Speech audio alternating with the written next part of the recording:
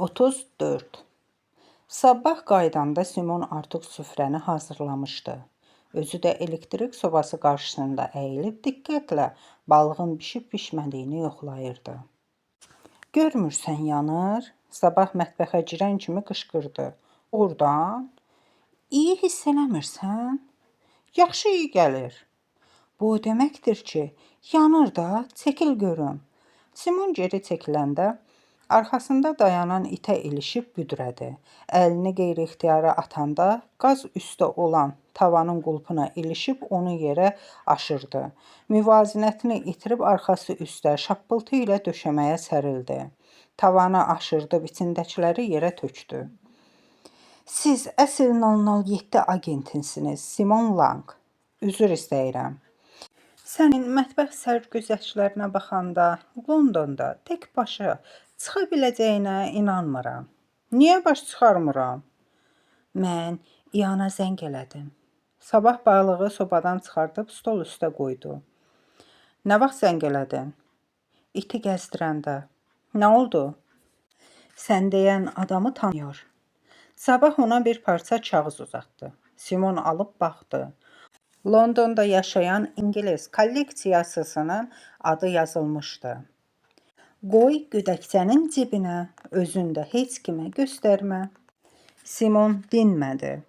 Özünü Sabahla müqayisə edərkən bəzi məsələlərdə doğrudan da aciz olduğunu qəbul etdi. O qız bilirdi ki, bədəninin gözəlliyi ona göylərdən verilmiş vergidir. O vergi onu həmişə sudan quru çıxardacaq. Deyən Simon dodaqaltı mızıldana salona keçdi. Özünə nə danışırsan? Heç, nəsə Charles Baudelaire'in şeiri yadıma düşdü. Süfrə arxasına keçərkən Simon, mənim Londona səfərimin nəticəsini necə görürsən, deyib sabahdan xəbər aldı. Bu, səndən asılıdır. Məndən asılı deyil. Əgər elə olsaydı, gərək mənim dediklərimə əməl edərdin. Yəni bu işlərə qarışmayaydın. Sənin fikirlərin o qədər də məntiqə uyğun deyil. Nə? Bəs sənin İan Makalaya zəng etməyin necə? Məntiqə uyğundur? Yox. Sabah mən qab-qacaq mağazasına girən fil kimi sənin rahat həyatını tamamilə yerlə yeksan eləmişəm. Özüm onsuz da zibildəyəm. Səni də zibilə salmaq istəmirəm. Mən filləri sevirəm.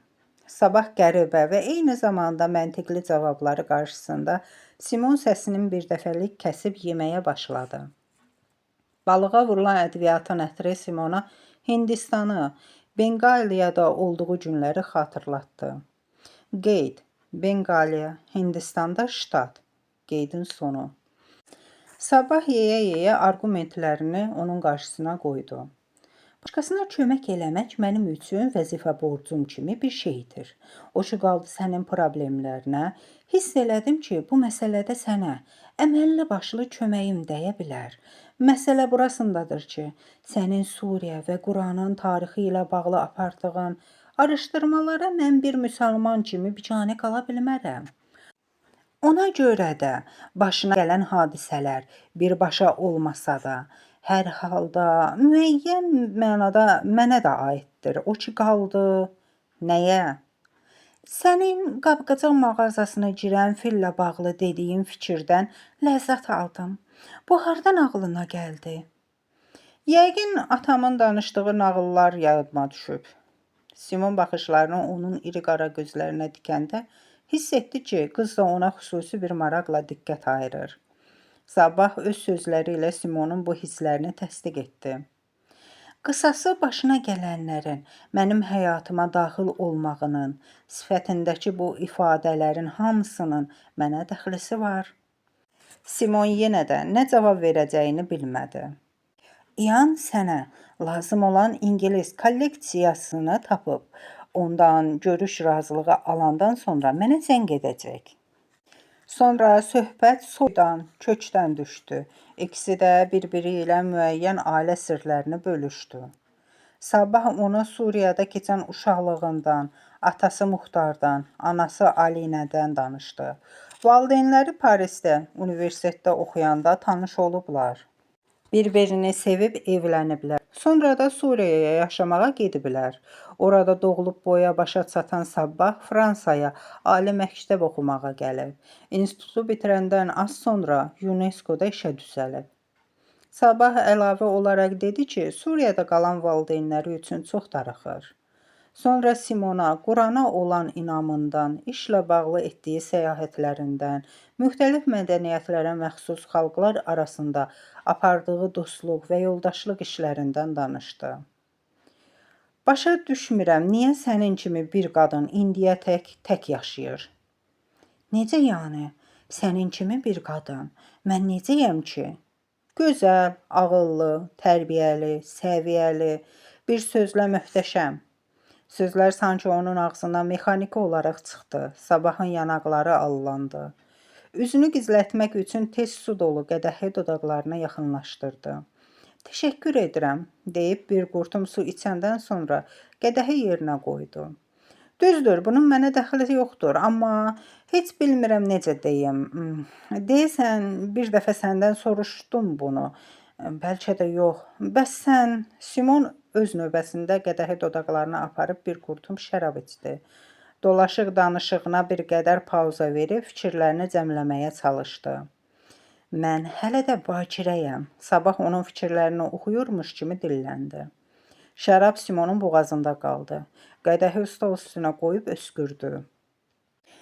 Bilirəm, 31 yaşına qədər bakirə qalan qadının hamı qəribə baxır. Ancaq mən beləyəm. Özün demirdin, mən heç kimə oxşamıram. Niyə indiyə qədər bakirə qalmısan? Mənim bakirətmi ancaq toy gecəsi halal ərim pozacaq. Ərə gedəndən sonra yoldaşımla vətənim Suriyaya qayıdacam. Həyatımı da orada başa vuracam. Hə, orada başını da bağlayatsan, bütün insan hüquqlarından mərhum olassan, özün də evdə oturub ildə bir uşaq doğassan. Düz demirəm? Dinim nə deyirsə, onu da edərəm. Simon onun dediklərindən çaşbaş qaldı. Söhbət dindən getdiyi üçün əlavə bir söz demədi. Sonra yadına düşdü ki, sabah onu ələ salmağı xoşlayır. Yox, inanmıram, yenə zarafat eləyirsən. Mən dinlə zarafat etmirəm. Başa düşmürəm, belə olmağın səni narahat eləyir? Hə, demək istəyirəm ki, yox. Həmişəki kimi hə ilə yox arasında tərəddüd eləyirsən. Sabah narazılıqla başını bulladı. Birlikdə süfrəni yığışdırdılar. Sonra Sabah salondakı divanı açıb Simona yer saldı. 35. Təzə dəmlənmiş qəhvəni salona yayılan ətri burnunu qıcıqlandırdı. Gözlərini açanda ilk gördüyü Trufinin sifəti və itin ağzından çıxan dili oldu. Sonra idman formasında üz gözündən tər axan Sabahı gördü. Tənbəl, dur görək, saat 8-dir, səhər yeməyi səni gözləyir. İşə saat neçədə gedirsən? Artıq 2 saatdır işləyirəm. Bu paltarda? Mən həm qaçırdım, həm Londona səfərimi hazırlayırdım. Mayın 13-də Londonda Dünya Mətbuat Azadlığı günü keçiriləcək. Mən o tədbirin iştirakçıları ilə görüşməliyəm. Təsadüfə bax ha. Təsadüf deyəndə ki, onsuz da Londona gedəsiydim. Sadəcə getmək vaxtını biraz irəli çəkdim. İstəyirsən, sən də mənimlə gəl. Bilet pulunu da UNESCO ödəyəcək. Onsuz da seçimim yoxdur. Seçim həmişə var. Məsələn, sən o kirli paltarlarını geyinib bu evdən bir dəfəlik çıxıb gedə bilərsən, qayıtmamaq şərti ilə. Başqa nə seçimim var? Birincisi, özünə təzə paltar almaq. İkincisi, gödəkçəni boyatdırıb başqa rəngə salmaq. Üçüncüsü, sənin üçün sabah səhər Londona etdiyim bronu təsdiqləmək. Bəs sənin Londondakı tanışın necə oldu? Biraz əvvəl zəng vurmuşdu. Hə? Səhəri gözü açılmamış? Sevir də məni. Hə, yaxşı, başa düşdüm. Nə dedi? Sabah bizi kolleksiyası ilə görüşdürəcək. Sir Alexander Caldwell ilə? Bəli. Saat neçədə? 18:30-da, 18:40-da, belə arasında. Cəmi 10 dəqiqə. İyan olmasaydı, heç o da baş tutmazdı. Suriyanın qədim xəritəsini görə bilərik. Görüş Ser Caldwellin evində baş tutacaq. Mənə elə gəlir ki, o kolleksiyasını evdə saxlayır. Hə, nə oldu? Nə qərara gəldin? Sabah mənimlə Londona gedirsən ya yox? Trüffy onun yorğanını dartıb yerə saldı. Simon tez yastığı götürüb çılpaq ayaqlarının üstünü örtdü. Yaxşı, qoy sən deyən olsun. Lakin unutma, mən sənlə gedirəm. Sən isə bu işlərə baş qoşmursan. Onsuz da mənim üçün çox şey eləmisən. Bəsdir daha. Sabahın dodaqlarına təbəssüm qondu. Simon hiss etdi ki, bu qız heç vaxt heç kimin kölgəsində yaşayan adam deyil. O həmişə harada olursa olsun, hansı işə girirsə girsin, orada baş rolu oynayacaq. 7-ci kitab. Çox pis vəziyyətdə olduğuma baxmayaraq, bircə onu deyə bilərəm ki, xəritə qırmızı qutunun içində idi. Özü də elə bil kimsə gəlib onu götürməyimi gözləyirdi. 36. Alexander Caldwell Londonun Kiçik Venetsiya adlanan məhəlləsində yaşayırdı. Üçbucaq şəkilli qəşəng hovuz, 19-cu əsrdə tikilmiş evlər, bağlardakı eyni boyda biçilmiş yaşıl otlar, budaqları yerə dəyən ağaclar insanın ruhunu oxşayırdı. İyan Makala sabahla Simonu bura öz maşınında gətirdi. Sabah qabaqda sürücünün yanında, Simon isə arxada oturmuşdu. Makala 40-45 yaşlarında, bircəkləri ağarmış, cazibəli, kübar bir centlmen idi. Onlar UNESCO-nun London filialı tərəfdə Whitehall Court yaxınlığında olan barların birində görüşmüşdülər.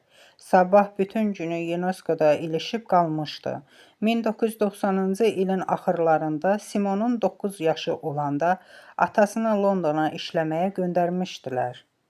Həyatının bir neçə ilini bu şəhərdə keçirən Simon indi London küçələrini gəzə-gəzə bu şəhərdə keçirdiyi günləri xatırlamağa çalışırdı. İyan gözlərini sabahdan çəkmir, maşını necə gəldi sürürdü. Görəsən, o bu qızı hələ də bakir olduğunu bilirmi? Özü də həyatını müsəlman ölkəsində, çadır altında başa vurmaq istəyir. Ser Caldwell Varlılar məhəlləsində hündürlüyü və gözəlliyi ilə daha çox diqqət çəkən 3 mərtəbəli evdə yaşayırdı. İyan Audi markalı maşını evin darvazası qarşısında saxladı. Üzərində bir neçə müşahidə kamerası olan qapıya yaxınlaşaraq zəngi basdı. Sonra domofonla kiminləsə danışdı. Öz aramızdır. İyan olmasaydı, sən heç vaxt bu kolleksiyaçıya yaxın belə düşə bilməzdin. Sabah Simona baxmadan dedi. Görürəm. Ona görə mən də onun dəvətini qəbul etməliyəm. Nə dəvəti? Bu axşam məni restorana dəvət edib. Astarı üzündən baxa-başa gəlir. Qətiyyən. Bilmirəm sənin ağlından nə keçir, ancaq bu sadəcə 2 həmkarın bir restoranda şam etməyidir. Bu həm də sənin xeyrin üçündür. Hara dəvət edib səni? Bloomsbury-yə. Hakkasan restoranına. O nə restorandır elə? Çin restoranıdır. Sənin dostun xəsis adama oxşayır. Orada nə yeyəcəksən? Biraz düyü, 5-6 dənə dəniz xərçəngi və salam. Bu da sənin Çin restoranın. Səhv edirsən. Orada sənin hər addım başı gördüyün Çin restoranlarından deyil.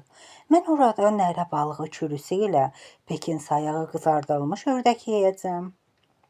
Hakkasan İngiltərədə ən məşhur, bir neçə ulduzu olan yeganə Çin restoranıdır. Özü də çox bahalıdır. Oraya kimisə dəvət etmək hər adamın işi deyil. Simon bu haqda söhbət açdığına peşman olub səsini kəsdi. Evin darvazası açıldı. İyan qayıdıb sükan arxasına keçdi. Maşını həyətə salıb küçə lampalarının işığı altında par-par parıldayan Jaguar X-Tourer markalı avtomobilinin yanına yaxınlaşdı. Qulluqçu onları qarşılayıb muzey kimi bəzədilmiş geniş bir zala apardı. Simonun gözləri arıq bir adamın bürüncdən tökülmüş heykəlinə sataşdı. Yəqin Alberto Giacomettinin işlərindən idi. Heykəlin qarşısındakı divarda Picasso-nun bir əsəri asılmışdı. Birazdan Ser Caldwell zala açılan qapının birindən içəri girdi. Qapını arxasınca bərk-bərk örtüb onlara tərəf irələdi. Orta boylu, nə çox arıq, nə də çox kök olan bu adam xarici görünüşlə deyil, daha çox əynindəki paltarlarla nəzər cəlb edirdi. Üzərində İngilis bayrağı həkk olunmuş qısa köynəyin üstündən geyindiyi yaşıl ipək pencək, Versace cins şalvar, corabsız ayağına geyindiyi Repetto markalı bahalı ayaqqabı diqqətindən yayınmırdı. O dostu İyanı səmimiyyətlə salamladı. Sonra üzünü qonaqlara tərəf çevirdi. İyan sabahla Simonu ona təqdim etdi. Heç bir sənət əsəri sizin gözəlliyinizlə müqayisə oluna bilməz, deyən Caldwell əyilib nəzakətlə Sabahın əlini öpdü. Sabah ona təşəkkür etdikdən sonra xatırlatdı ki, ancaq 10 dəqiqə vaxtları var və ona görə də bu qiymətli vaxtı onun gözəlliyinin tərifinə yox, işə sərf etsələr daha yaxşı olar. Caldwell onları kitabxanaya dəvət edib, dairə şəkilli masa ətrafında oturmağa yer göstərdi. Sonra kitab dolu, iri rəflərin birini kənara sürüşdürdü. Rəfin arxasında zirehli qapısı olan böyük seyf görünürdü.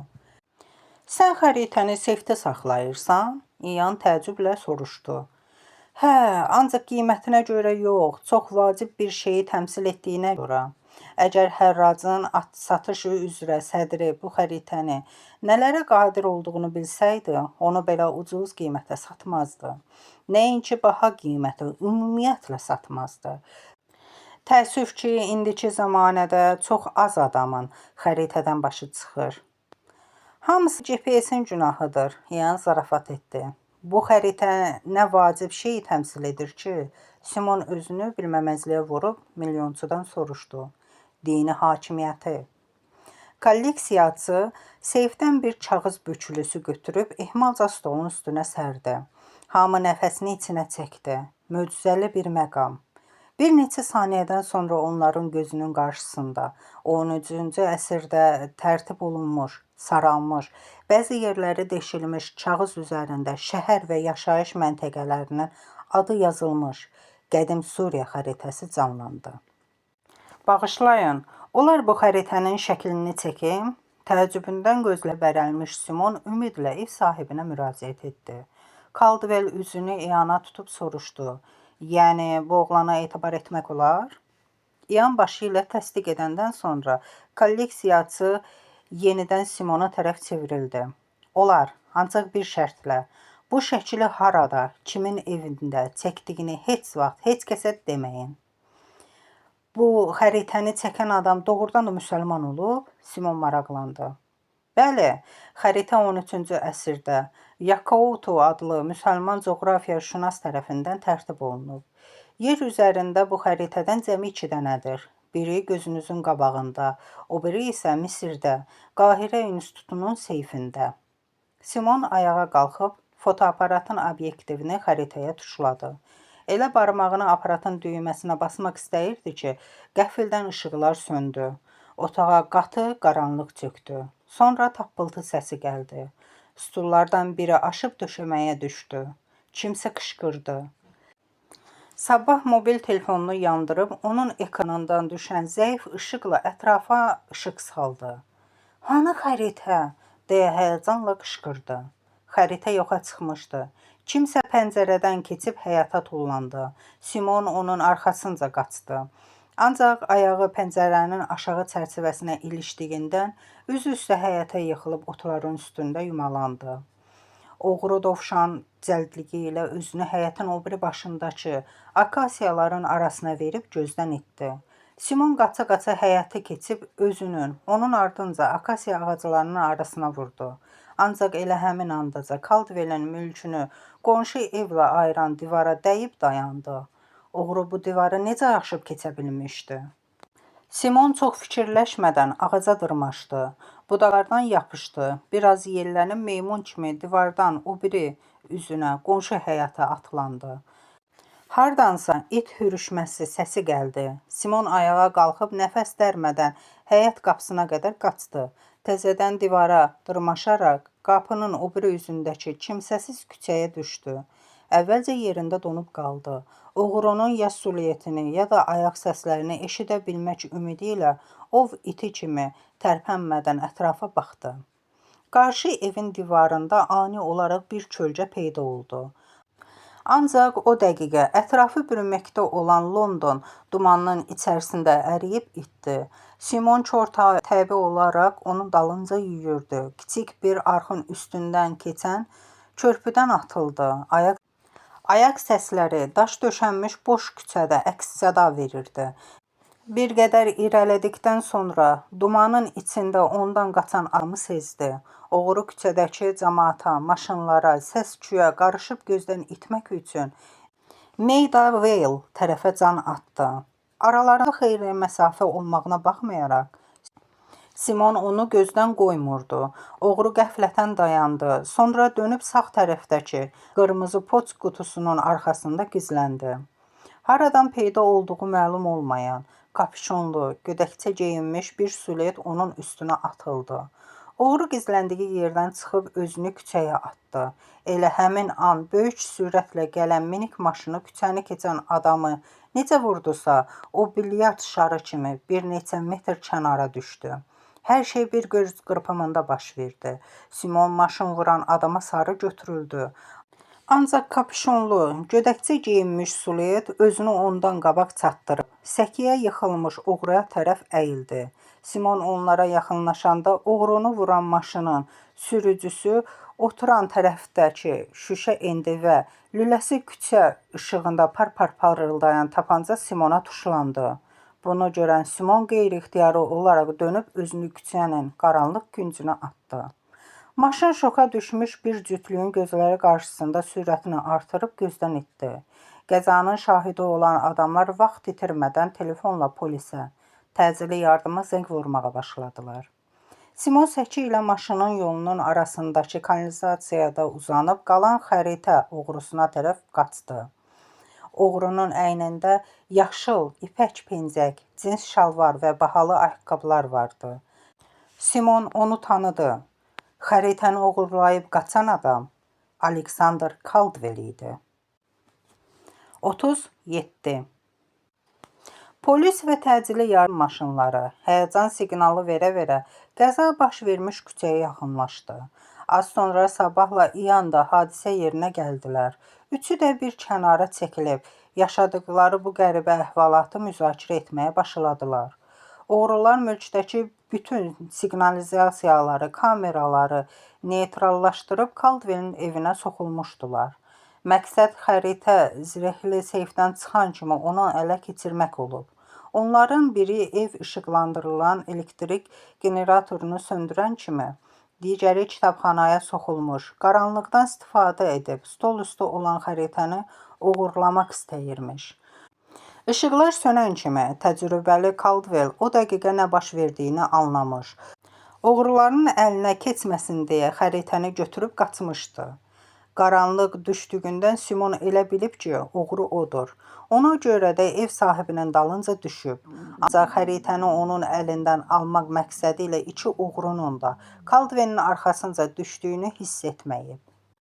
Bu mülahizələr bir daha təsdiq etdi ki, Parisdən Londona qədər kimlərsə Simonu izləyib. Simon özü də bilmədən iki oğrunu gətirib qiymətli xəritənin saxlandığı yerə çıxartmışdı.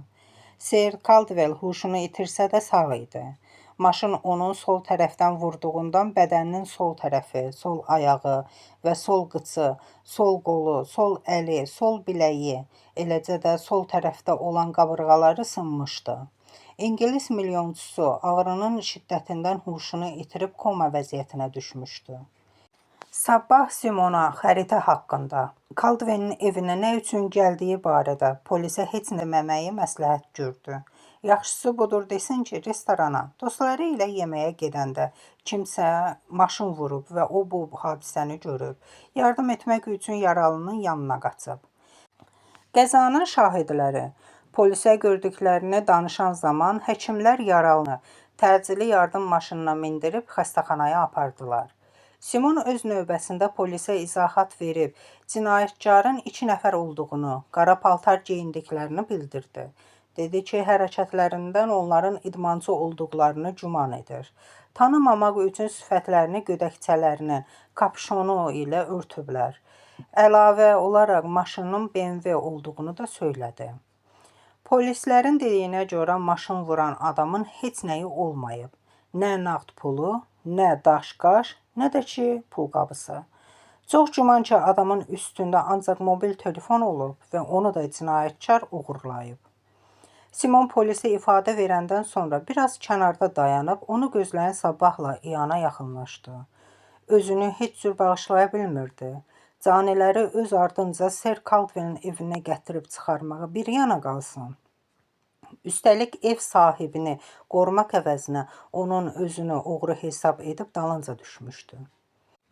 Əgər xəritəni tapmaq istəyirsənsə, əvvəlcə onu uğurlayanları tapmalısan. Necə bilirsən? Onları görsən tanıyarsan? Yox, hər şey bir göz qırpımında baş verdi. Hələ üstümə silah da çəkdilər. Yəqin məni öldürmək fikirləri varmış. Silah? İyan təəccüblə Sabaha baxdı. Bircə bu çatmırdı. Bu nə işdir sən düşmüsən? Sabah sifətini turşudub çiyinlərini çəkdi. O, köhnə Suriya xəritəsini görməkdə məqsədiniz nə idi? İyan polis komissarı kimi təmkinlə Simondan soruşdu. Mən bu gün çox suala cavab vermişəm. Daha bəsdir. Simon çevrilib onlardan uzaqlaşdı. Sabah onun dalınca addımladı. Məcbur qalan İyan da Sabahın ardınca getdi.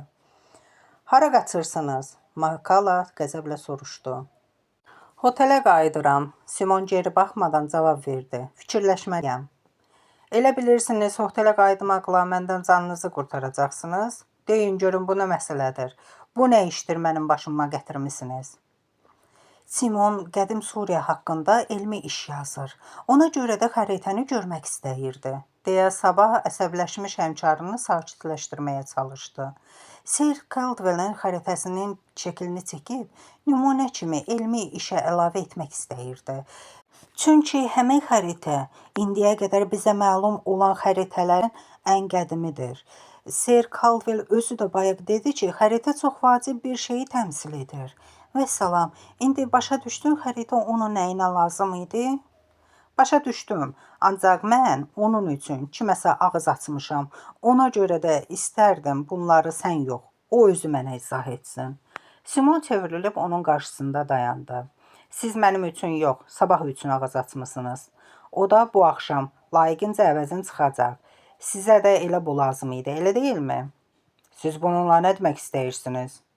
Demək istəyirəm ki, məni bir dəfəlik unudun. Yaxşısı budur. Gedin bəxtinizə düşən bu gözəl andan istifadə edin. Simon onları səkidə baş-başa qoyub yaxınlıqda dayanan avtobusa mindi. 38. Yarım litr Taleskeri tək başına içib çarpayının üstündə, qolları çarmıxa çəkilmiş İsa Məsih kimi yana açan Simonun başı tavandan asılmış ventilator kimi fırlanırdı. Onun şam yeməyi ancaq bu Şotland viskisindən ibarət olmuşdu.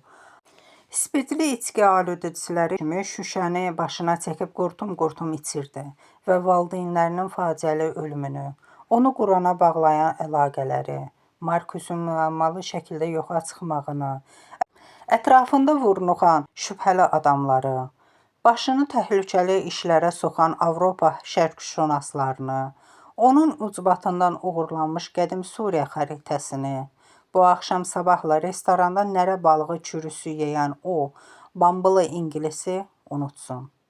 Beynini içki ilə boşaltmaq, meditasiya ilə boşaltmaqdan daha asan idi. Yalnız bir şeyi unuda bilmirdi. Ser Caldwell uğru bilib onun dalınca qaçmağını. İngilis lordunun hərəkətindən heç cürə anlamırdı. Axı niyə qaçdığı yerdə birdən-birə dayandı? Niyə poçt qutusunun arxasında gizləndi? Görəsən orada gizlənməkdə nəyə ümid edirdi? Simon o sahəni biraz da gözlərinin önündə canlandırdı. O lordun arxasınca qaçırdı. Sonra nə oldu? Hə, lord qaça-qaça başını çevirib sola baxdı. Orada nə gördüsə donub əks tərəfə, sağa qaçdı. Sonra nə oldu? Caldwell poçt qutusunun ətrafında fırlanmağa başladı. Niyə? Gizlənmək istəyirdi. Poçt qutusunun arxasında gizlənmək kimi olar? Yox, nəsə düz gəlmir. Bəlkə işəməyə yer axtarırdı. Ancaq o qaça-qaçda nə işəmək? Bəs onda Caldwell niyə poçt qutusunun ətrafında fırlansın axı? Nə etmək fikri vardı? Yoxsa məktub göndərmək istəyirdi? Bəlkə... Viski şüşəsi əlindən döşəməyə düşüb dığırlandı. Tapdım! İçindəkilərin hamısı yerə dağılmasın deyə Simon cəld yerindən atılıb şüşəni qaldırdı. Sonra ləngər vura-vura ayağa qalxdı. Başı gicələndiyindən ayaq üstə duruş gətirə bilmədi.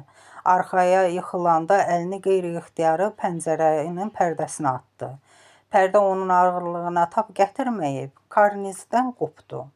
Simon təzədən çarpayıya açdı, amma bu dəfə pərdə ilə birlikdə. Birtəhər ayağa qalxıb ləngər vura-vura vanna otağına keçdi. Suyu açdı. Bir qədər ayılmaq üçün başını 2-3 dəqiqə soyuq su altında saxladı. Sonra saçlarını qurulamadan otağa qayıdıb, üzü qoyulu çarpayıya yıxıldı. Ay səni qoca qurd! Sən poçt qutusunun ətrafında elə-belə fırlanmırdın. Ha, sən işəməyə yer axtarmırdın. Ha. İndi başa düşdüm, sən xəritəni poçt qutusuna atmaq istəyirdin. Daha doğrusu, ora atmısan ki, sabah poçt maşını gəlib qutunu boşaldanda özün çıxardıb xəritəni götürəsən. Halal olsun sənə Sir Alexander Caldwell, sən dahi imişsən. Simon saata baxdı. Gecə birin yarısı idi. Ağlından keçdi ki, elə bu dəqiqə vaxt itirmədən ora getsin. Poçt qutusunu sındırıb xəritəni orada olub-olmadığını dəqiqləşdirsin. Elə ayağını otaqdan təzəcə bayıra atmışdı ki, hotel başına fırlandı. Əlini ağzına tutub tələsik tualetə qaçdı.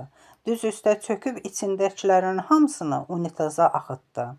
Bu qəhvə hardadır axı? Boğula-boğula inildədi. Burada olsaydı kömək eləyərdi. Biraz özünə gələndən sonra başa düşdü ki, içkinin təsirindən yatacaq. Sabah oyananda isə güman ki, həmişəki kimi süst olacaq, başı ağrıdan çatlayacaq və təbii ki, Alexander Caldwellin də onun xəritəsini poçt qutusuna atmağını da unudacaq. Sabah duranda unutmasın deyə İngilis lordunun xəritəni poçt qutusuna atmağını birtəhər cızqı-maqara edərək Polun dəftərçəsinə yazdı. Artıq gecə saat 02:10 idi. Telefonun dəstəyini qaldırıb Sabahın otağının nömrəsini yığdı. Səhv düşdü. Gecə yarısı yuxusuna haram qatdığı adam onu İngilis dilində olan bütün söyüşlərlə söyüb batırandan sonra dəstəyi asdı. Simon təzədən Sabahın nömrəsini yığdı. Götürən olmadı. Dəstəyi telefonun yanına qoyub şüşəni başına çəkdi. Viskinin son damlasına qədər içəndən sonra çarpayıya çöküb dərin yuxuya getdi. 39. Qapı bərk-bərk döyüldü.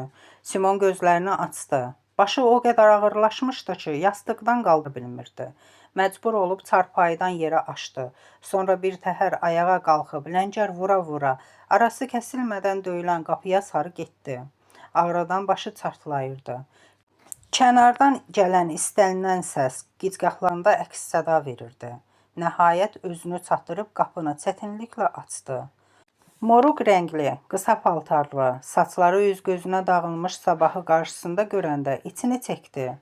Görürəm, çox gözəl bir gecə keçirmisiniz. Simon istehza ilə onu başdan ayağa qədər süzdü.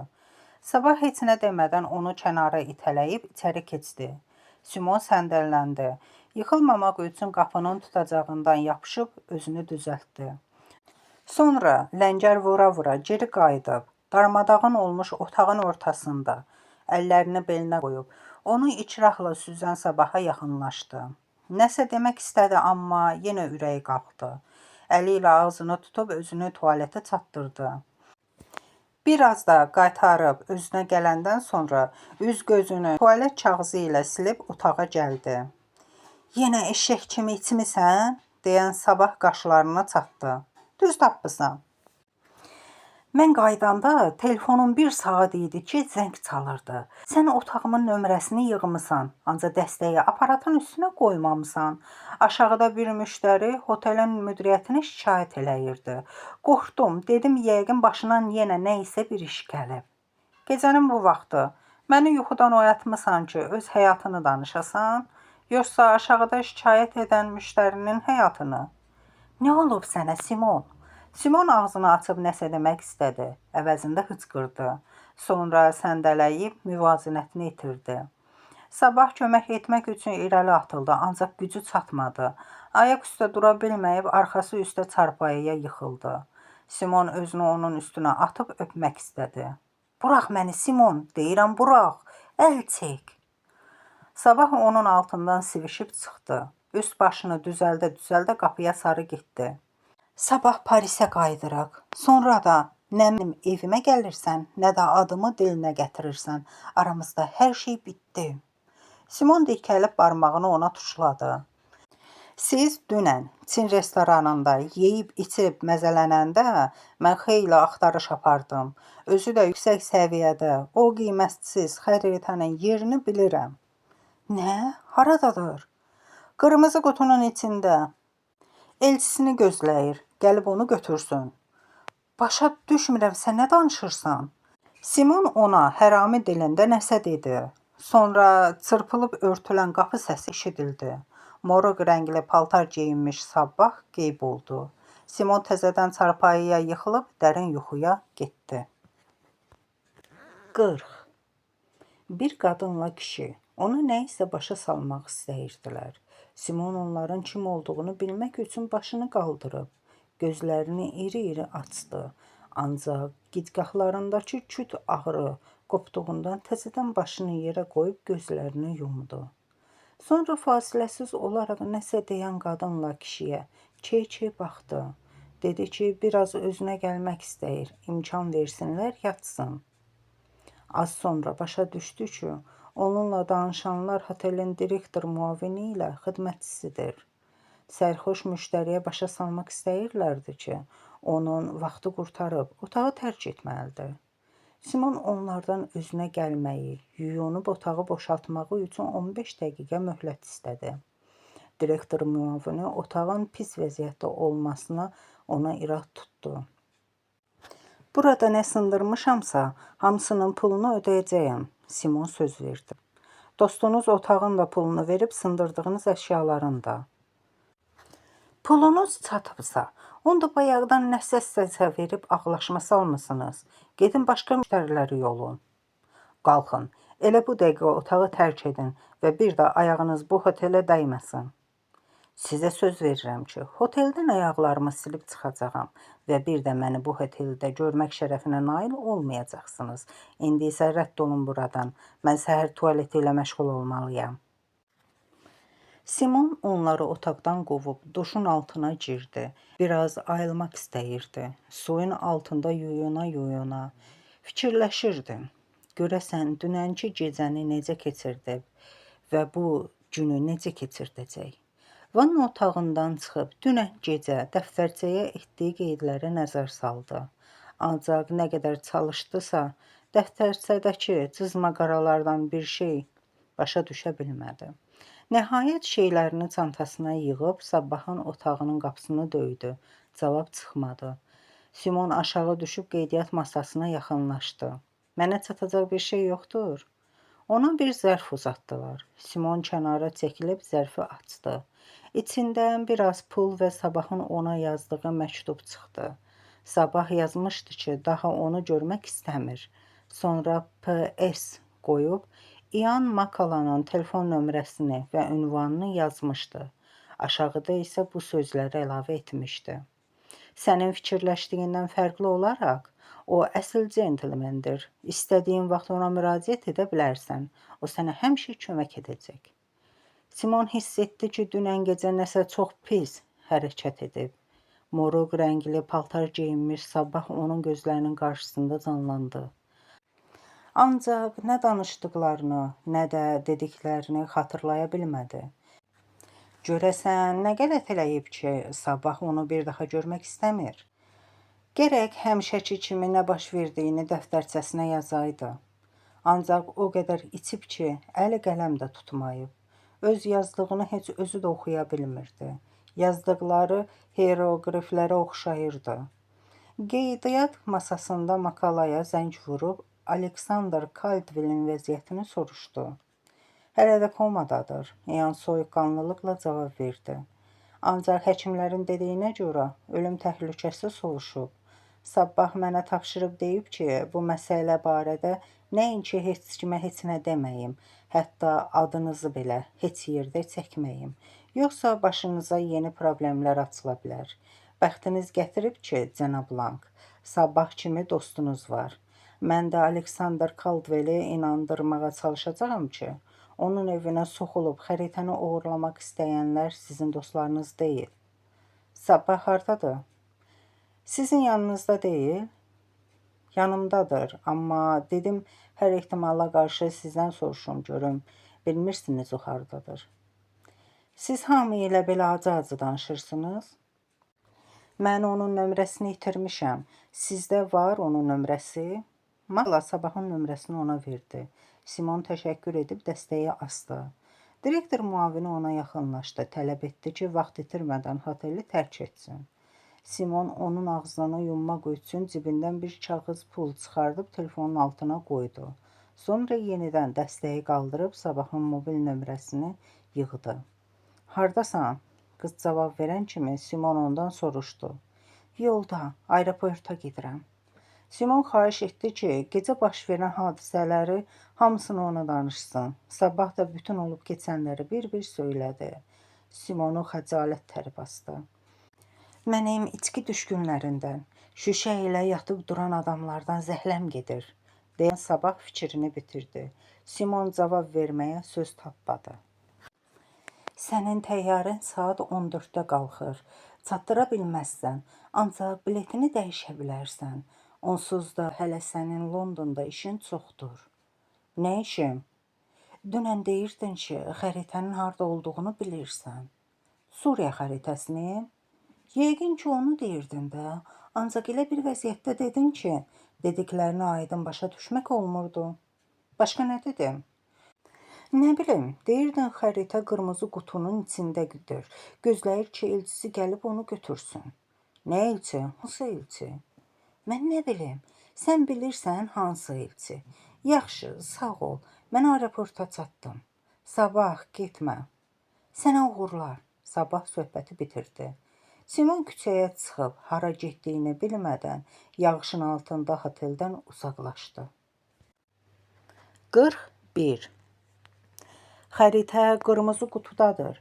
Gözləyir ki, elçisi gəlib onu götürsün. Simon burnunun altında öz-özünə mızıldanıb əlinin arxası ilə ağzını sildi. Əgər Sir Caldwell maşın vuran yerə qayıtsa, bəlkə də bu ifadənin məğzini başa düşəcək. Hadisə Londonun yağışında islanmış, ortasında balaca bir fəvvarə olan meydanda baş vermişdi. Səhərdən yağan yağışın altında sümüklərinə qədər islanmış Simon, nəhayət dünən İngilis lordunun maşınla vurulduğu meydana gəlib çıxdı. Qırmızı poçt qutusu onun qarşısında idi. İçərisi də məktublarla dolu. Görəsən, Suriya xəritəsi oradadır? Üzünü gizlətmiş 2 nəfər tutub xəritəni əlindən almamışdan qabaq Sir Caldwell imkan tapıb onu bu poçt qutusuna atmışdı.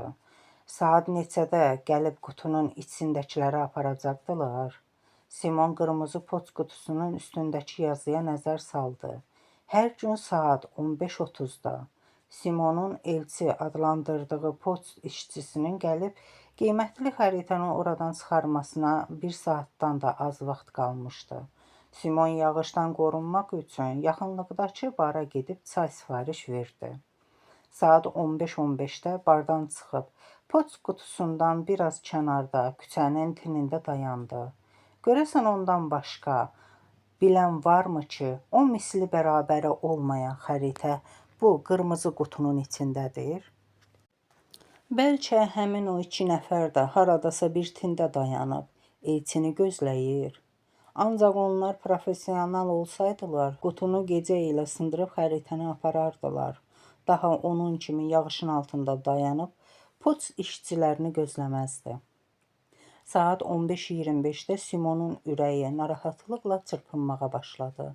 Çətirin altında gizlənən bir nəfər yaxınlaşdı. Poçt qutusuna məktub salıb tezdə uzaqlaşdı. 15:30-da bir qadınla bir kişi yaxınlaşıb. Ətrafı gözdən keçirə-keçirə poçt qutusunu diqqətlə yoxladılar. Simon bir addım geri çəkildi ki, onu görməsinlər. Birazdan qulağına danışıq səsləri gəldi. Başını çıxardıb baxdı. Cütlük öz aralarında mübahisə edə-edə poçt qutusundan uzaqlaşdılar. Küçə ilə irəliləyən poçt maşınını görəndə Simonun ürəyi atlandı. Maşın gəlib düz qırmızı qutunun qarşısında dayandı. Sürücü maşından düşən kimi Simon gizləndiyi yerdən çıxıb, bayaqdan beri beynində hazırladığı mətnlə onun üstünə atıldı. Dünən oğlum balaca qardaşının hazırladığı xəzinə xəritəsini bu qutuya atıb. Gəlmişəm onu götürəm. Yazıq uşaq bütün gecə ağlayıb, xəritəni istəyir. Başa düşürəm, mənim də 2 oğlum var. Onlar da itlə pişik kimi dolanırlar. Poçt işçisi qırmızı qutunu açdı. Zərflərin içindən biraz eşələndən sonra xəritəni çıxardıb Simona uzatdı. Budur, özüdür ki var. Simon xəritəni götürüb çantasına soxdu. Sonra poçt işçisinə təşəkkür edib yağışın altında gözdən itdi. Poçt qutusunun yerləşdiyi meydandan bir qədər uzaqlaşdı. Simona elə gəldi ki, kimsə onu izləyir. Bir neçə dəfə dayanıb arxaya baxdı. Hiss etdi ki, ətrafındakı adamların içərisində ona göz qoyanlar var. Ancaq çətirin altında gizlənən başlardan onların sifətini ayırt edə bilmədi. Simon onların mövcudluğunu hər tərəfdə hiss edirdi. Hansısa maşının qara şüşələrinin arxasında, hansısa çətirin altında, hansısa barda, restoranda, bir sözlə hər yerdə. İçərisində qiymətli xəritə olan çantasını sinəsinə sıxıb, küçədə tək qalmamaq üçün özünü adamların cür yerinə vurdu. Turistlə dolu bir neçə məhəlləni keçəndən sonra nəhayət boş taksi tapa bildi. Sürücü tələsmədən maşını işə salıb, aeroporta gedən yola buruldu. Simon xəritəni çantasından çıxardıb ehtiyatla oturacaq üstə sərdi. Sir Caldwell onu oğurlayanı əlindən qaçıranda biraz əzmişdi. Ancaq buna baxmayaraq xəritə hər şeyi aydın şəkildə görmək olurdu. Bir neçə dəfə arxaya boylanıb onların dalınca gələn Land Rover markalı maşını görəndə başa düşdü ki, canını hələ də izləyənlərdən qurtara bilməyib. Buradan sağa dönün, deyərək sürücüyə əmr etdi. Ora aeroport yolu deyil. Nə deyirəm onu da eləyin, dedim sağa dönün. Simon sürücünün yanındakı oturacağa 200 funt sterling atdı. Pulu görən sürücü sükanı sağa çevirdi. Arxamızca gələn maşın məşuqəmin əridir. Simon problemi sürücüyə etiraf etdi. Özü də axmağın biridir. Beyni çönsə, maşının bizim maşına çırpacaq. Nə qədər istəyirsiniz verərəm, tək onu azdırın. Sürücü səksənərək güzgüdən arxada gələn maşına baxdı. Nəsə demək istədi, ancaq yaxınlıqdakı oturacağa yağış kimi tökülən pulları görəndə fikrini dəyişib qaza basdı. Şəhərin mərkəzindəki bir neçə küçədə sağa, sola burulandan sonra nəhayət canını arxasınca gələn Land Roverdən qurtarıb təzədən aeroport yoluna buruldu. Təyyarənin salonuna girəndən sonra rahat nəfəs alan Simon özünü illüminatorun yanındakı oturacağa yıxaraq Parisə çatandan sonra nə edəcəyi barədə fikirləşməyə başladı. Biraz götür-qoy edəndən sonra qət etdi ki, əvvəlcə Quranın tarixini araşdıran bir neçə şərqşünasın iman yeri olan bu qədim Suriya xəritəsini diqqətlə öyrənsin. Onu elmi nöqteyi nəzərdən şərh etsin və nəhayət şəxsən ona və onun nəslinə aid olan hissələri toplayıb Quranın mənşəyi ilə onun arasında olan əlaqəni tapsın. 8-ci kitab. Tapıb üzə çıxardığım həqiqətlər nəinki dünyanın tarazlığını dəyişdi, Hətta tarixin qaranlıq səhifələrinə də işıq tutdu. Əgər mənim də nəslimin tarixi işıqlanacaqsa, onda özümü nəyə hazırlamalıyam? 42. Parisdə tiskin yağış yağırdı. Londondan fərqli olaraq, yağış yağanda Fransa paytaxtı dəfn mərasimində iştirak edən adamlar kimi kədərli və qəmgin görünürdü. Simon aeroportdan şəhər mərkəzinə gedən elektrik qatarının pəncərəsindən dumana bürünmüş mənzərəni seyr edirdi. Onu bu şəhərdə heç kim gözləmirdi. Ümumiyyətlə dünyanın heç yerində onu gözləyən yox idi. Simon ona misilsiz köməklik göstərən sabahı xatırladı. Simon hiss edirdi ki, Londonda ona qarşı etdiyi çobudluğu bağışlayan deyil, ancaq buna baxmayaraq o Suriyalı gözəli bir daha görməyəcəyinə inana bilmirdi. Champ de Mars stansiyasında metrodan çıxıb sabahın yaşadığı binaya tərəf addımladı. Saat 21:30 idi. Binanın qarşısında azca gözləyəndən sonra sakinlərdən birinin dalınca düşüb bloka girdi. 4-cü mərtəbəyə qalxdı. Qapının zəngini basanda içəridən Truffinin səsi gəldi. İt bir-iki ağız hürsə də qapını açan olmadı. Simon başa düşdü ki, sabah hələ evdə deyil. Hürüb qonşuların narahat etməsin deyə Truffini sakitləşdirdi. Sonra qapı ağzındakı ayaqaltı xalçanın üstündə oturub mürgülədi. Yuxuda özünü qarşısındakı daş divara çırpılmaq istəyəndə arxadan bir səs eşitdi. "Burada neyləyirsən?" Simon gözlərini açanda qarşısında sabahı gördü. "Sənə dedim axı, bir də gözümə görünmə. Daha Quranın tarixi haqqında həqiqətlər səni maraqlandırmır? Əgər indiyə qədər o həqiqətləri bilmədən yaşayırdımsa, bundan sonra da yaşaya bilərəm. Deməli, sən də əfsanələrlə, yalanlarla, illüziyalarla yaşamaq istəyirsən? Mən nə içki düşkünlərini xoşlayıram, nə də çobudluğu. Çəkil qapıdan." Simon qalxıb ona yol verdi. Sabah qapını açanda Trüffi içəridən çıxıb sevincək Simonun üstünə atıldı. Sabah itin üstünə çığırıb onu içəri çağırdı. Trüffi Simonun üz-gözünü yaladı. Sabah itin boğazındakı xaltadan tutub onu içəri dartdı. Qapını bağlamaq istəyəndə Simon ayağını irəli atıb mane oldu. "Götür," deyək əlindəki xəritəni ona uzatdı. "Suriya xəritəsidir, tapdım. Verirəm sənə. Nə istəyirsənsə elə. İstəyirsən zibilə tulla, istəyirsən yandır, özün bilərsən. Bu mənim sənə qarşı etdiyim çobudluğun əvəzidir. Ümid edirəm nə vaxtsa məni bağışlayarsan." "Haradan tapdın?" "Qırmızı qutunun qabağında dayanıb elçisini gözlədim. O da gəlib xəritəni mənə verdi." Sabah xəritəni alıb qapını zərblə onun üzünə çırpdı. Simon çevrilib pilələrlə aşağı 1-ci mərtəbəyə düşdü. Binadan küçəyə çıxanda özünü tamamilə tənha və kimsəsiz hiss edirdi. Ürəyi qubarlanırdı. Hara getdiyini bilmədən mexaniki olaraq valideynlərinin yaşadığı binaya tərəf addımladı. Görəsən o 2 nəfər killer yenə də onun ata-anasının mənzilində gözləyirdi. Arxadan kimsə onun şalvarının balağını dartışdırdı. Çevrilib baxanda qarşısında Trüffini gördü. "Sən burada neyləyirsən?" Gözlərini döyə-döyə itdən soruşdu. Alman iti pəncələrini qaldırıb onun qarnında dayandı. Sanki Simonu valsa dəvət etmək istəyirdi. Simon ətrafa göz gəzdirdi, ancaq itin sahibəsi gözünə dəymədi. İti sahibinə təhvil vermək üçün geri qayıtdı. Sabahın mənzilinin qarşısına çatanda zəngi basmağa macal tapmamış, qapı açıldı.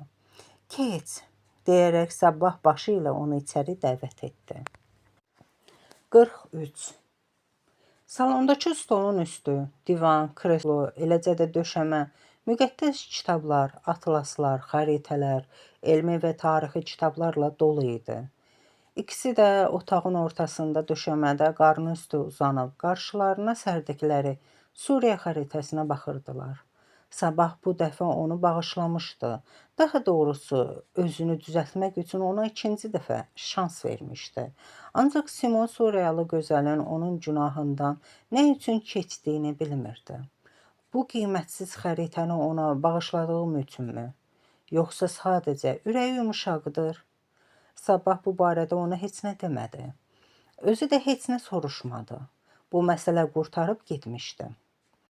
Bura bax, Sabah barmağını xəritədə yanından Məkkə yazılmış nöqtənin üstünə qoydu. Bu nə deməkdir?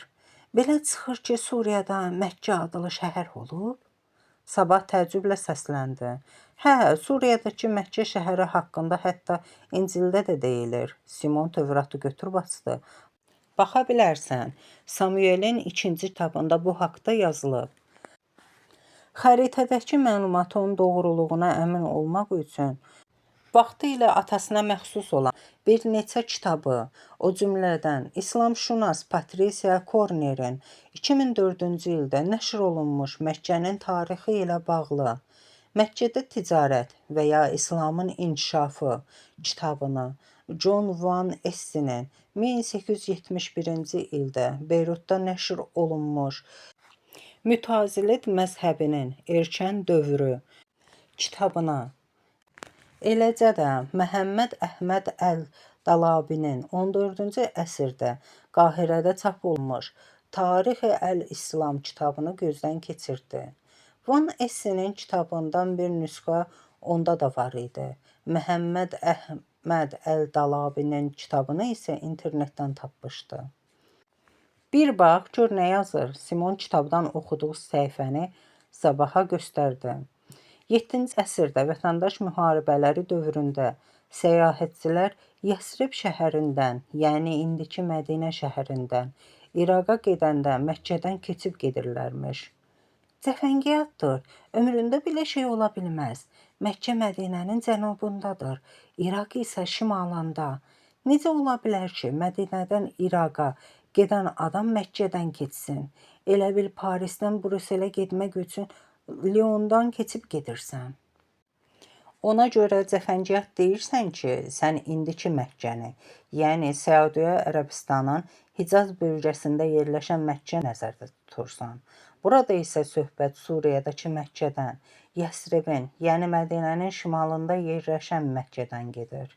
Sabah qalxıb elektrik çaydanını qaynatmağa qoydu. Tarixçilərin yazdığına görə İslam dini təzə yaranmağa başlayanda başqa bir Məkkə olub. Simon sözünə davam etdi. Ərəbistanın yarımadasının şimalında, Suriyada. Bunu həm qarşımızdakı 13-cü əsrdə tərtib edilmiş xəritə, həm də o vaxt səyahət edən insanlardan qalan yazılı mənbələr təsdiq edir. Bundan başqa nə sübutlar var? Sabah şübhə ilə soruşdu. Christopher Luxemburgun da bu haqda müəyyən şeylər yazıb. Simon adını çəkdiyi tarixçinin kitabını götürüb əsəblə vərəqləməyə başladı. Luxemburg həmçinin onu da aydınlaşdırıb ki, Məkkə ərəb sözü deyil. Bu söz hərami dilindən gəlir. Sözün kökü mık, hərəmi dilində vadi deməkdir. Məkkə sözü hərami sözünü olduğundan məntiqlə belə çıxır ki, Məkkə də onların şəhəridir. Özü də əsl Məkkə Mədinənin şimalında olub, cənubunda, Hicaz bölgəsində yox. Çünki oralarda heç vaxt həramilər olmayıb. Deməli, ərəb xəlifələrinin bizə təqdim olunan tarixi əvvəldən axıra qədər səhvdir.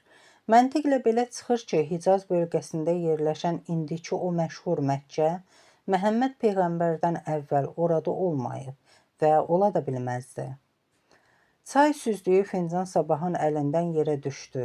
Özünü yandırdın? Simon tez ayağa qalxıb, yerdəki şüşə qırıntılarını yığdı. Sonra bir neçə kağız dəsmalı bürmələyib döşəməyə tökülən çayı təmizlədi. Yorğun görünürsən, bəlkə gedib yatasan? Yox, yorulmamışam. Sadəcə çaşıb qaldım. Üzr istəyirəm, günah məndədir.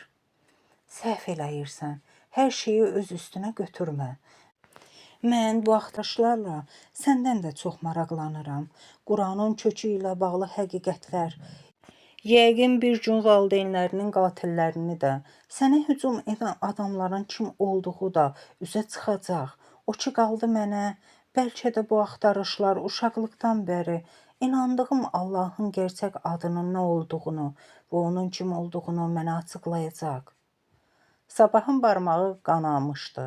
Yaranı dezinfeksiya etmək üçün tələsmədən vanna otağına keçdi. Simon da onun arxasınca getdi. Bir parça pambığı yoda batırıb, Sabahın yaralı barmağını üfürə-üfürə qanayan yerinə sürtdü. Sonra ehtiyatla qızın barmağını sarıdı. "Yaralı aslan sağaldı," Simon təntənəli ilə bəyan etdi. "Qayıdarıq xəritənin yanına. Əvvəl yaranı bağlamaq lazımdır. Bax gör yaraya infeksiya keçəndə adam başına nə gəlir." Simon sol əlini açıb onu göstərdi. Çeçələ barmağı dırnaqdan aşağı kəsilmişdi. Sabah çiyinlərini çəkib salona qayıtdı. Simon çeçələ barmağını ovucunda gizlədib onun ardınca salona keçdi. Onlar yenidən orta əsrlərdə tərtib olunmuş Suriya xəritəsinə doğru əyilərək, orada qeyd olunan Abel Beyt Magqa adının mənsubiyyəti ilə bağlı mübahisəyə başladılar. Bu adı İncildə də var. Yadımdadır, atam onun altından xətt çəkmişdi. Səhv eləmirəmsə, Abel Beyt Magqa bizim eramızdan 11 əsr əvvəl mövcud olub. Mən də bu barədə hardasa eşitmişəm, deyərək Sabah başı ilə təsdiq etdi. Abel Beyt Magqa sözünün mənası harami dilində Məkkə məbədinin arxı deməkdir. İncilə görə Abel Beyt Magqa qədimi Hərami krallığındakı Homs şəhəri yaxınlığında yerləşirdi. Sabah kitabxanasından Suriya xəritəsi dərc olunmuş bir neçə atlas götürüb vərəqlədi. Bütün müasir xəritələrdən Abel Beyt Magqa adı silinmişdi. Bir yığın kitabın arasında oturan Simon isə eyni zamanda həm Suriyanın qədim və orta əsrlərdəki tarixi topografiyası, həm də Nusayrilərin tarixi və dini kitablarını vərəqləyirdi. Toponimlər göstərir ki, o vaxtlar bu ərazidə Nasayirlər yaşayırmış. Simon başını bullayıb Sabaha baxdı. Onda belə çıxır ki, Suriyadakı Məkkə ilə rəqabət aparsın deyə Hicazdakı Məkkəni sonradan yaradıblar. Rəqabət aparmaq üçün yox, xristian Nasayirlərin müqəddəs məbədi yerləşən Suriya Məkkəsini tamamilə məhv edib tarixdən silmək üçün. Simon Suriya xəritəsindəki qiblə adını ona göstərdi. Qiblə, Kabba və ya Kəbə, kub şəklində olan məbəd deməkdir. Quranda adı çəkilən qiblə əslində həmin o Hərami krallığındakı Homs şəhəri yaxınlığında yerləşən Abel Beyt Magqa məbədidir. Yəni İncildə yazılan 13-cü əsrdə tərtib olunmuş bu xəritə həm də onu sübut edir ki, bütün müqəddəs yerlər Səudiyyə Ərəbistanın yox, Suriyada yerləşirmiş. Bəs niyə ərəb xəlifələri Suriyadakı o müqəddəs yerləri darmadağın edəndən sonra o adları mənimsəyiblər? Ərəblər Suriyada dağıtdıqları müqəddəs məbədlərin varlığını, onların adlarını, yerli əhalinin yaddaşından silə bilməyəcəklərini başa düşəndən sonra bu adları Quran ayələrində saxlayıblar, ancaq özləri istədikləri kimi şərh edib. Onların Nəsairlərin məxsus olduğunu hamıdan, eləcə də gələcək nəsillərdən gizlədiblər. Deməli, belə çıxır ki, ərəblər tarixi tamamilə dəyişiblər. Sabah qeyri-ixtiyarı səsləndi. Nəinki dəyişiblər, hətta Nəsairlərin tarixini uğurlayıb mənimsəyiblər. Sabah gözlərini bir nöqtəyə zilləyib fikirli-fikirli çay içməyə başladı. Simon isə təzədən Quranı açdı. Məncə bu surədə qiblə adı çəkilir. Hə, 5-ci surədə özü də 2 dəfə, deyə Sabah həmin surəni göstərmək üçün fincanı stol üstə qoyub ona yaxınlaşdı. Qızın yorğun səsi, qaynar dodaqları, nanə qoxusu verən nəfəsi, bədənindən gələn jasmin ətri Simonu ehtirasa gətirdi. Onu öpmək istədi, ancaq özünü saxladı. Sabahın barmağı əvvəlcə 5-ci surəni, sonra isə sürüşüb 95-ci, daha sonra da 97-ci ayənin üstündə dayandı. Simon onun göstərdiyi ayələri gözdən keçirtdi. Doğrudan da 5-ci surənin 95-ci və 97-ci ayələrində qiblə adı çəkilirdi. Sonra Simon bu iki ayənin arasındakı 96-cı ayəyə nəzər saldı. Bu ayədə dənizdən ov etmək və dənizdən tutulan bütün heyvanları yemək hamıya, o cümlədən səyyahlara da halal edilirdi. Bax, burada məntiqsiz bir şey var. Nə? Əgər qiblə Hicaz bölgəsindəki Məkkədədirsə, onda dəniz heyvanlarından danışmağın nə mənası var? O bölgədə nə dəniz var, nə çay. Heç meşə də yoxdur ki. Deyəsən ağacları kəsib sal düzəltsinlər. Balıqçılıqdan danışmağa isə ümumiyyətlə dəyməz. O Quranı örtüb çobud hərəkətlə o biri kitabların üstünə qoydu. Onun bu hərəkəti Sabahın xoşuna gəlmədi. Simon bunu hiss etsə də qıza fikir vermədi. Quranın bu versiyasının müəllifləri özləri də bilmədən xeyli səhvə yol veriblər. Gördüyün kimi onlar əsl Məkkənin Suriyada olduğunu nə qədər gizlətmək istəsələr də, buna tamamilə nail ola bilməyiblər. Bəzi ayələrdə onun izi qalıb. Dərk eləyirsən ki, bu fərziyyənin ortaya çıxmağı nə tufan qopardacaq? Məsələ burasındadır ki, bu mərhələdə ortaya çıxarılan problemə sadə fərziyyə kimi yanaşmaq olmaz. Bu sübutdur. Gördüyün kimi əlimizdə olan 13-cü əsrə aid xəritə İslamın iki əsas sütununu, ziyarəti və namazı, üzü Məkkəyə sarı qılmağı sual altına qoyur. Həcc və qiblə, Sabah donuq səslə əlavə etdi. Atam Suriyada Ərəbistanın müsəlman dünyasındakı mənəvi üstünlüyünü, onun müsəlmanların mənəvi və dini mərkəzi olmağını qəbul etmir. Təsəvvür edirsən? Bizim indi üstünü açdığımız həqiqətlər yaxın şərq coğrafiyasını və ümumiyyətlə dünyanın geosiyasi ab-havasını yerlə yeksan edir. Simon, nə var? Hala nəsə pisləşir, başım gicələnir. Simon əli ilə gicgahlarına çıxıb səndəlləndi. Simon onun qolları üstə alıb yataq otağına apardı. Elə pallı paltarlı çarpayı üstə uzadıb üstünü örtdü. Bu gecə burada qala bilərsən? Problem yoxdur, salonda yataram. Bir şey lazım olsa çağırarsan. Simon ayaq barmaqlarının ucunda salona qayıtdı. Arxası üstə divana uzandı. Bir müddət heç nə fikirləşmədən tavana baxdı. Sonra böyrü üstə çevrilib döşəməyə yığılmış kitablara və xəritəyə nəzər saldı. Atasından miras qalan bu irsin ağırlığını yavaş-yavaş dərk etməyə başlayırdı. Axı əldə etdiyi məlumatların, aşkar etdiyi həqiqətlərin şəxsən ona, onun nəslinə nə adiyyatı var idi? Simon təzədən arxası üstə çevrildi. Biləncini gözləri üstə qoyub yatmaq istədi. Ancaq nə qədər çalışsa da yuxuya gedə bilmədi. Qalxıb yenidən kitab rəfinə yaxınlaşdı.